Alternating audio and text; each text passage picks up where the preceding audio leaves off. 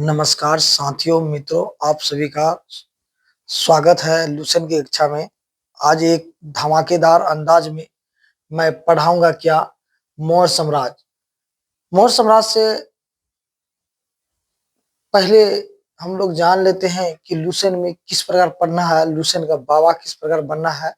तो आप लोग चलिए मेरे साथ पढ़िए, मौर्य साम्राज्य के स्टोरी को समझिए कि मौर्य साम्राज्य की स्टोरी किस प्रकार हम लोग बना सकते हैं। तो आइए देखते हैं मौर्य साम्राज्य के बारे में और सीखते हैं कि मौर्य साम्राज्य हम लोग किस प्रकार इसका स्टोरी बना सकते हैं। तो मौर्य साम्राज्य का संस्थापक की बात करूं तो मौर्य साम्राज्य का संस्थापक कौन थे? तो चंद्रगुप्त मौर्य थे। कौन थे? चंद्रगुप्त मौर्य थे। संस्थापक कौन थे? चंद्रगुप्त मौर्य थे।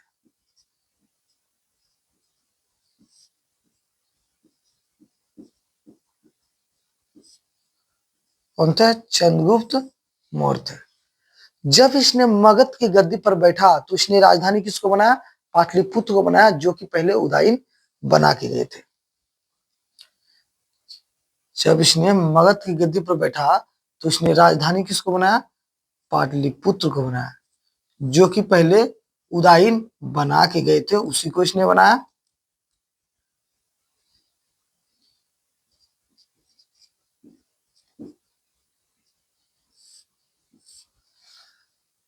पाटलिपुत्र वर्तमान में पटना के नाम से जाना जाता है। पाटलिपुत्र वर्तमान में किसके नाम से जाना जाता है? पटना के नाम से जाना जाता है। चंद्रगुप्त मौर्य ऐसे ही मगध की गद्दी पर नहीं बैठ गया कि उसे मगध की साम्राज्य की गद्दी मिल गई। सबसे बड़ा नाम आता है किसका? चाणक्य का। चाणक्य कौन हुए? तो चंद्रगुप्त मौर्य के प्रधानमंत्री हुए। चाणक्य कौन हुए? चंद्रगुप्त मौर्य के प्रधानमंत्री हुए।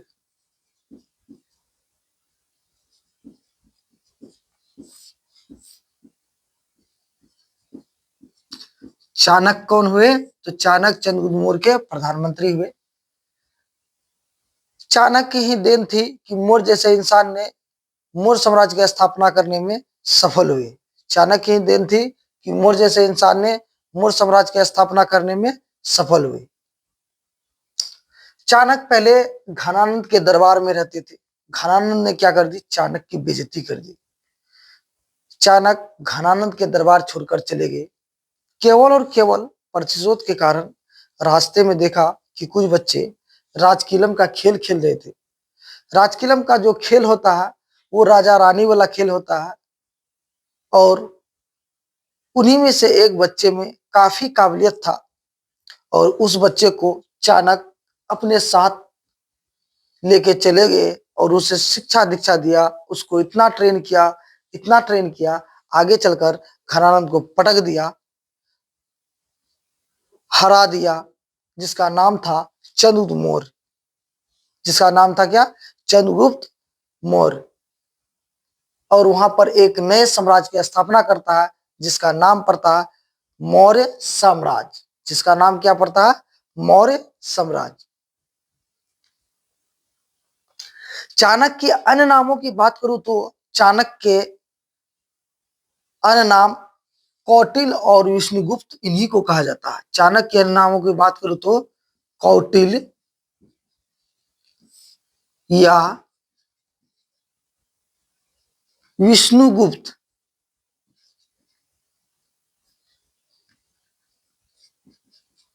विष्णुगुप्त इन्हीं को कहा जाता है। चाणक्य के अन्य नामों की बात करूं तो कौटिल्य और विष्णुगुप्त, इन्हीं को कहा जाता है। चाणक्य की पुस्तक की बात करूं तो चाणक्य की पुस्तक का नाम है अर्थशास्त्र। क्या नाम है? चाणक्य की पुस्तक की बात करूं तो इसका नाम है अर्थशास्त्र। अर्थशास्त्र। इस अर्थशास्त्र का जो संबंध है आर्थिक क्रियाओं से न होकर राजनीति से है। संबंध आर्थिक क्रियाओं से न होकर राजनीति से। ठीक है बच्चे? तो चाणक्य की जो अर्थशास्त्र है, जिसका संबंध आर्थिक क्रियाओं से न होकर राजनीति से,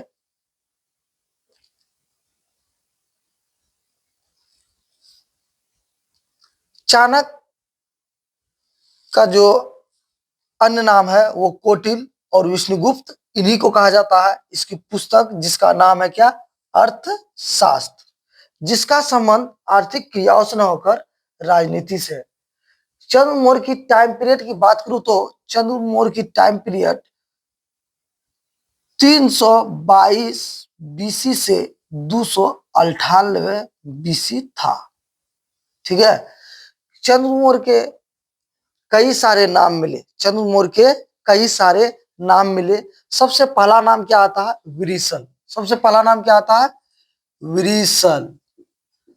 विरिसल शब्द का उल्लेख कहाँ मिलता है, तो विरिसल शब्द का उल्लेख मुद्रा राक्षस में मिलता है। मुद्रा राक्षस कहाँ मिलता है, विरिसल शब्द का उल्लेख मुद्रा राक्षस में मिलता है। विरिसल का अर्थ क्या होता है, निम्न कुल में जन्म लेना। निम्न कुल में जन्म लेना, निम्न कुल में जन्म लेना, छोटा जाति में जन्म लेना। मतलब विरिसल का अर्थ होता है निम्न कुल में जन्म लेना, छोटा जाति में जन्म लेना। और विरिसल का उल्लेख कहाँ मिलता है, तो मुद्रा राक्षस मिलता है। और मुद्रा राक्षस क्या है, एक प्रकार का संस्कृत नाटक है। इसकी लेखक की बात करूं तो इसकी लेखक का नाम है विशाख दत्त। क्या है नाम, इसका लेखक का नाम है, लेखक का नाम है विशाख दत्त। विशाख दत्त, ठीक है। फिर और एक नाम आता है सेंडोकोट्स। फिर एक नाम आता है क्या, चंद्र मौर्य का सेंडोकोट। सेंडोकोट्स किसने कहा, तो जस्टिन ने कहा। किसने कहा, जस्टिन ने। सेंडोकोट किसने कहा, तो जस्टिन ने कहा। जस्टिन ने कहा, क्या कहा, सेंडोकोट्स कहा। फिर बात आती है क्या, चंद्र मौर्य को सेंडोकोट्स के रूप में पहचाना किसने, चंद्र मौर्य को सेंडोकोट्स के रूप में पहचाना किसने, तो उसका नाम था विलियम जोन्स। क्या नाम था, विलियम जोन्स। तो सेंडोकोट्स के रूप में पहचाना किसको, चंद्र मौर्य को सेंडोकोट्स के रूप में, चंद्र मौर्य को सेंडोकोट्स के रूप में पहचाना किसने,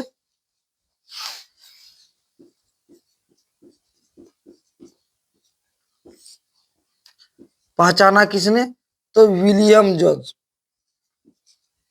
विलियम विलियम जोन्स ने चंद्र मौर्य को सेंडोकोट्स के रूप में पहचाना। चंद्र मौर्य को सेंडोकोट्स के रूप में किसने पहचाना, विलियम जोन्स ने चंद्र मौर्य को सेंडोकोट्स के रूप में पहचाना। तो चंद्र मौर्य के कई सारे नाम मिले। सबसे पहला नाम आता है विरिसल। विरिसल का अर्थ होता है निम्न कुल में जन्म लेना, छोटा जाति में जन्म लेना। और विरिसल शब्द का जो उल्लेख कहाँ मिलता है, विरिसल शब्द का उल्लेख मुद्रा राक्षस में मिलता है। याद रखेंगे बच्चे कि विरिसल शब्द का जो उल्लेख मिलता है वो कहाँ मिलता है, मुद्रा राक्षस में मिलता है। मुद्रा राक्षस क्या है, मुद्रा राक्षस एक प्रकार का संस्कृत नाटक है जिसके लेखक की बात करूं तो जिसका लेखक का नाम है विशाख दत्त। ठीक है। और चंद्र मौर्य, फिर क्या बात आती है कि चंद्र मौर्य को सेंडोकोट्स किसने कहा, चंद्र मौर्य को सेंडोकोट्स किसने कहा, तो जस्टिन ने कहा। और सेंडोकोट्स, चंद्र मौर्य को सेंडोकोट्स के रूप में पहचाना किसने, तो विलियम जोन्स ने। तो चंद्र मौर्य के कई सारे नाम मिले। सबसे पहला नाम आता है विरिसल। विरिसल शब्द का अर्थ होता है क्या, निम्न कुल में जन्म लेना। उसका उल्लेख कहाँ मिलता है, मुद्रा राक्षस में। मुद्रा राक्षस की लेखक की बात करूं तो इसका लेखक का नाम है विशाख दत्त। फिर क्या आती है बात, चंद्र मौर्य को सेंडोकोट्स किसने कहा, तो चंद्र मौर्य को सेंडोकोट्स जस्टिन ने कहा। फिर बात आती है कि चंद्र मौर्य को सेंडोकोट्स के रूप में पहचाना किसने, तो वो विलियम जोन्स ने पहचाना। तो सेंडोकोट्स जो है, सेंडोकोट्स की पुस्तक की बात करूं तो सेंडोकोट्स की पुस्तक का नाम है इंडिका।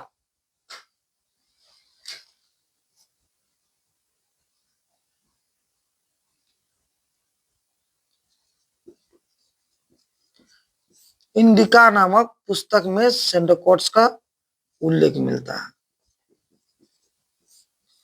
सेंडोकॉट्स का उल्लेख कहाँ मिलता है? तो इंडिका नामक पुस्तक में इसका उल्लेख मिलता है। कहाँ मिलता है? सेंडोकॉट्स का उल्लेख कहाँ मिलता है? इंडिका नामक पुस्तक में इसका उल्लेख मिलता है। और इसको लिखा किसने? इसकी लेखक की बात करूं तो, इंडिका नामक पुस्तक की लेखक की बात करूं तो मेगास्थनीज ने इसको लिखा।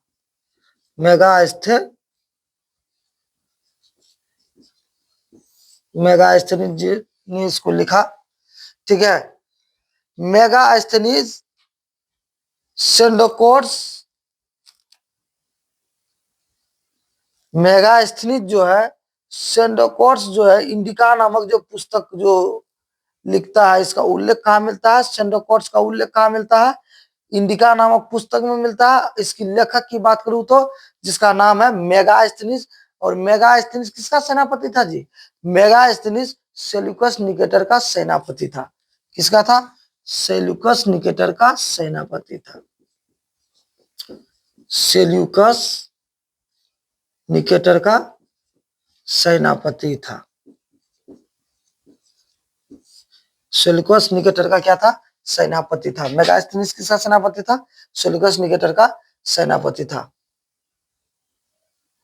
चलो, जिसको स्क्रीनशॉट लेना है वो ले ले। और मैं एक नए अंदाज और एक नए तजुर्बे के साथ एक धमाकेदार अंदाज में मैं लुसेंट को पढ़ा रहा हूं कि आपको यदि पूछ दे कि मौर्य साम्राज्य क्या है बच्चे, तो मौर्य साम्राज्य की पहले स्टोरी बनानी पड़ेगी कि मौर्य साम्राज्य की स्टोरी क्या है। तो इस प्रकार आप स्टोरी बना सकते हैं और इस प्रकार आप सीख सकते हैं कि मौर्य साम्राज्य है क्या। तो जाइए, फटाफट जाइए और मेरा चैनल को सब्सक्राइब करें और लाइक करें और शेयर करें।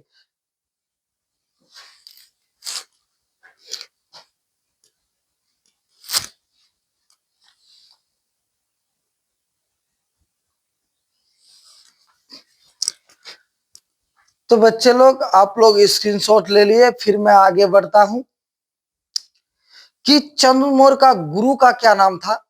तो मैं हेडिंग चेंज कर देता हूं, ठीक है। तो हेडिंग सबसे पहले चेंज करने से आप लोग स्क्रीनशॉट ले लीजिए।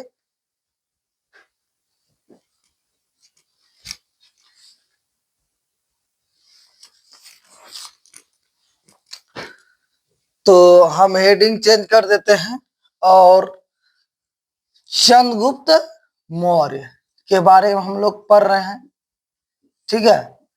चंद्रगुप्त मौर्य के गुरु की बात करूं तो चंद्रगुप्त के गुरु का नाम था क्या?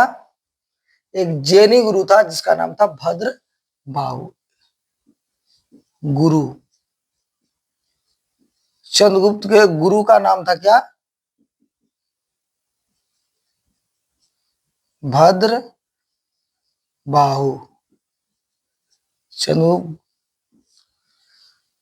चंद्रगुप्त मौर्य का गुरु का क्या नाम था? तो चंद्रगुप्त मौर्य का गुरु का नाम था भद्रबाहु। यह एक प्रकार का जैनी गुरु था। यह एक प्रकार का क्या था? जैनी गुरु था। यह एक प्रकार का जैनी गुरु, एक प्रकार का क्या था? यह जैनी गुरु था जिसका नाम था भद्रबाहु, जिससे इसने शिक्षा दीक्षा ली थी। यह चंद्रगुप्त मौर्य किस धर्म का अनुयायी था? तो चंद्रगुप्त मौर्य जैन धर्म का अनुयायी था। अनुयायी मतलब मानने वाला, उस मार्ग पर चलने वाला, उसका पालन करने वाला को ही क्या कहा जाता है? अनुयायी। अनुयायी का अर्थ होता है कि उसका पालन करना, उसको मानने वाला, उसके बताए गए रास्ते में चलने वाले को क्या कहा जाता है? अनुयायी कहा जाता है, ठीक है। तो चंद्रगुप्त मौर्य किस धर्म का अनुयायी था? तो याद रखेंगे कि जैन धर्म का अनुयायी था। किस धर्म का अनुयायी था? जैन धर्म का अनुयायी था, क्योंकि इसका गुरु क्या था? एक जैनी गुरु था जिसका नाम था क्या? भद्रबाहु।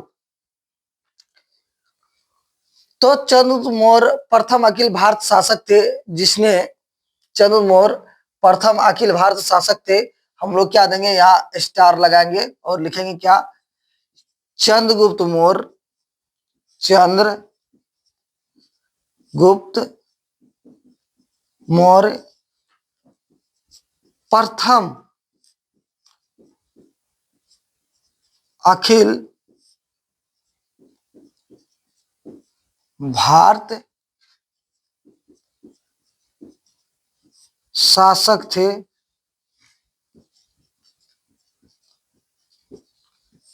जिसने सबसे पहले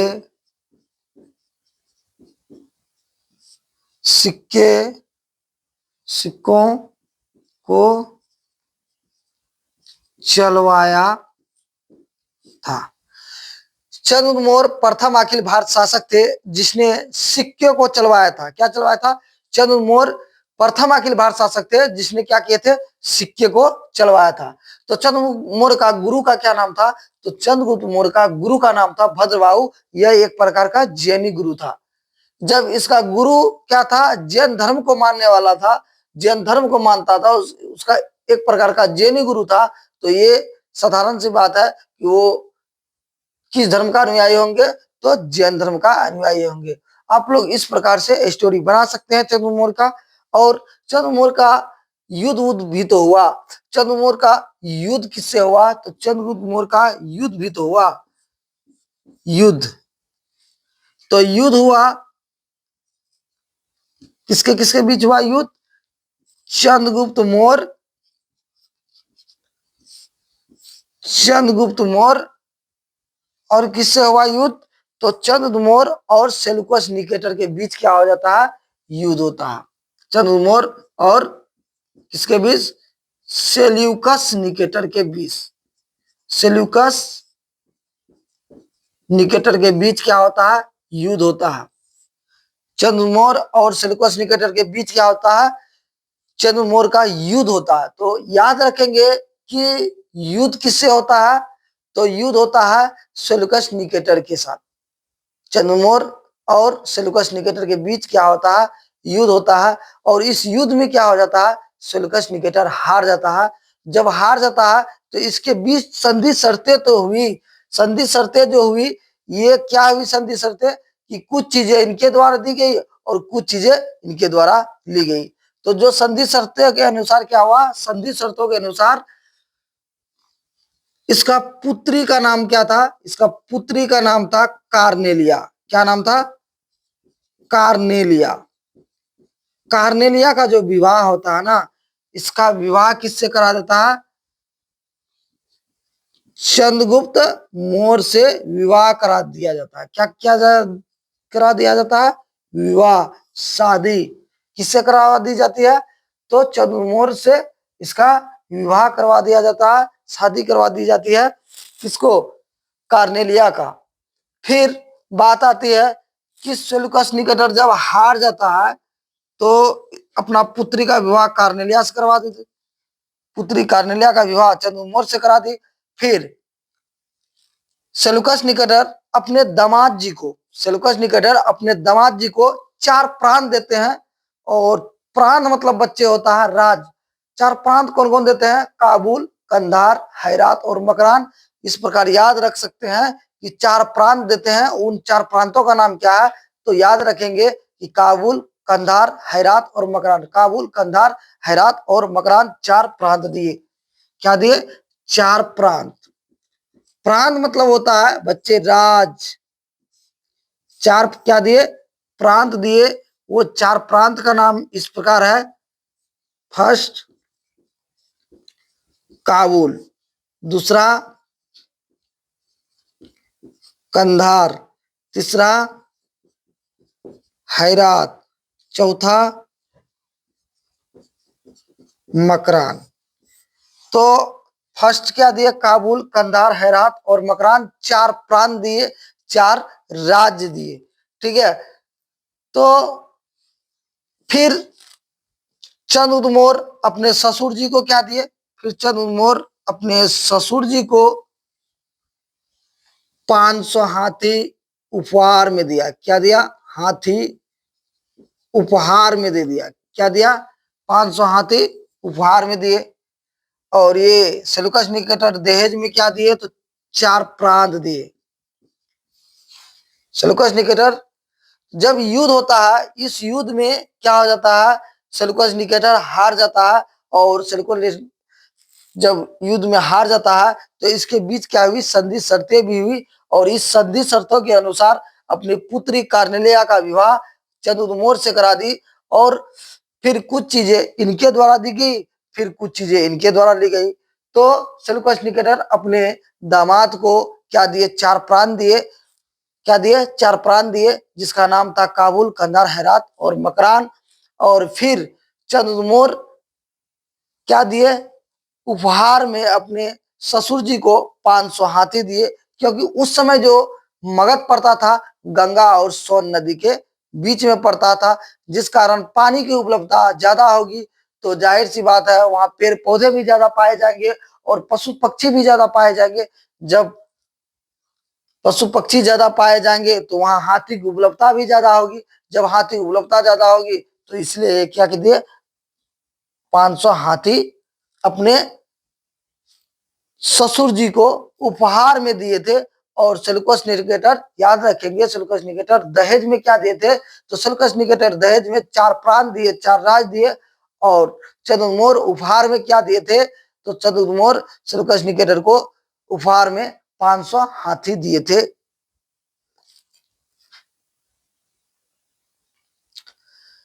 तो आप लोग एक प्रकार से स्टोरी बना सकते हैं कि मौर्य साम्राज्य का संस्थापक कौन थे, तो चंद्रमौर्य थे। जब इसने मगध की गद्दी पर बैठा तो इसने राजधानी किसको बनाया, तो इसने राजधानी पाटलिपुत्र को बनाया, जो कि पहले उदय बना के गए थे, इसी को इसने बनाया। पाटलिपुत्र वर्तमान में जो है ना, वो पटना के नाम से जाना जाता है। चंद्रमौर्य ऐसे ही मगध की गद्दी पर नहीं बैठ गया कि उसे मगध साम्राज्य की गद्दी मिल गई। सबसे बड़ा नाम क्या आता है, चाणक्य का। चाणक्य कौन हुए, तो चंद्रमौर्य के प्रधानमंत्री हुए। चाणक्य ही देन थी कि मौर्य जैसे इंसान ने मौर्य साम्राज्य की स्थापना करने में सफल हुए। चाणक्य पहले घनानंद के दरबार में रहते थे। घनानंद ने क्या कर दी, इसकी बेइज्जती कर दी। जब घनानंद ने इसकी बेइज्जती कर दी तो चाणक्य घनानंद के दरबार छोड़कर चले गए। केवल और केवल प्रतिशोध के कारण रास्ते में देखा कि कुछ बच्चे राजकिलम का खेल खेल रहे थे। राजकिलम का जो खेल होता वो राजा रानी वाला खेल होता। उन्हीं में से एक बच्चे जिसमें काफी काबिलियत था, और उन बच्चे को अपने साथ लेके चले गए और शिक्षा दीक्षा दिया, और उसको इतना टैलेंट किया, इतना टैलेंट किया कि आगे चलकर घनानंद को पटक दिया, हरा दिया, जिसका नाम था चंद्रमौर्य। और वहां पर एक नए साम्राज्य स्थापित होता है, जिसका नाम पड़ता है मौर्य साम्राज्य। चाणक्य की अन्य नामों की बात करूं तो चाणक्य के अन्य नाम कौटिल, विष्णुगुप्त, इन्हीं का नाम है। कौटिल और विष्णुगुप्त इन्हीं का नाम है। इनकी पुस्तक की बात करूं तो इनकी पुस्तक का नाम है अर्थशास्त्र, जिसका संबंध आर्थिक क्रियाओं से न होकर राजनीति से है। फिर बात आती है कि चंद्रमौर्य के कई सारे नाम मिले। सबसे पहला नाम आता है विरिसल। विरिसल का अर्थ जो होता है निम्न कुल में जन्म लेना, मतलब छोटा जाति में जन्म लेना, छोटा कास्ट में जन्म लेना। फिर बात आती है क्या, सेंडोकॉट्स किसने कहा, चंद्रमौर्य को सेंडोकॉट्स किसने कहा, तो सेंडोकॉट्स जस्टिन ने कहा। फिर बात आती है कि चंद्रमौर्य को सेंडोकॉट्स के रूप में पहचाना किसने, तो पहचानने की बात जब आती है तो विलियम जोन्स ने पहचाना। फिर बात आती है क्या कि सेंडोकॉट्स का उल्लेख कहाँ मिलता है, तो सेंडोकॉट्स का उल्लेख इंडिका नामक पुस्तक में मिलती है। याद रखेंगे बच्चों कि सेंडोकॉट्स का उल्लेख कहाँ मिलती है, तो इंडिका नामक पुस्तक में मिलती है। इंडिका नामक पुस्तक में मिलती है। इसकी लेखक की बात करूं तो इसका लेखक किसको माने जाते हैं, मेगास्थनीज को माने जाते हैं। और मेगास्थनीज किसका सेनापति था जी, तो सेल्यूकस निकेटर का सेनापति था। तो मेगास्थनीज किसके दरबार में आते हैं, तो मेगास्थनीज चंद्रमौर्य के दरबार में आते हैं। याद रखेंगे, पेपर में कई बार प्रश्न पूछे जाते हैं कि मेगास्थनीज किसके दरबार में आते हैं, तो मेगास्थनीज सेल्यूकस निकेटर के दरबार में आए थे। ठीक।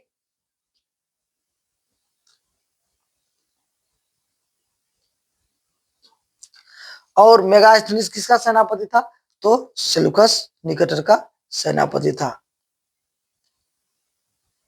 फिर चंद्रगुप्त मौर्य की टाइम पीरियड की बात करूं तो चंद्रगुप्त मौर्य की टाइम पीरियड 322 बीसी से 298 बीसी था।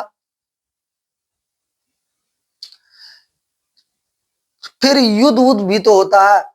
इसके समय में जो युद्ध हुआ वो सेल्यूकस निकेटर और चंद्रगुप्त मौर्य के बीच जो युद्ध होता है, और इस युद्ध में सेल्यूकस निकेटर हार जाता है और संधि शर्तों के अनुसार अपनी पुत्री कार्नेलिया का विवाह किससे करा दी जाती है? चंद्रगुप्त मौर्य से करा दी जाती है। ठीक है, कार्नेलिया का विवाह किससे करवा दी जाती है? चंद्रगुप्त मौर्य से करवा दी जाती है। और सेल्यूकस निकेटर अपने दामाद को क्या देते हैं? 4 प्रांत दहेज में देते हैं, और जिसका नाम है काबुल, कंधार, हेरात और मकरान।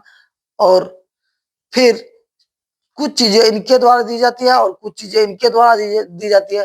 तो चंद्रगुप्त मौर्य अपने ससुर जी को 500 हाथी उपहार में देते हैं। ठीक है, उपहार में क्या देते हैं? 500 हाथी देते हैं।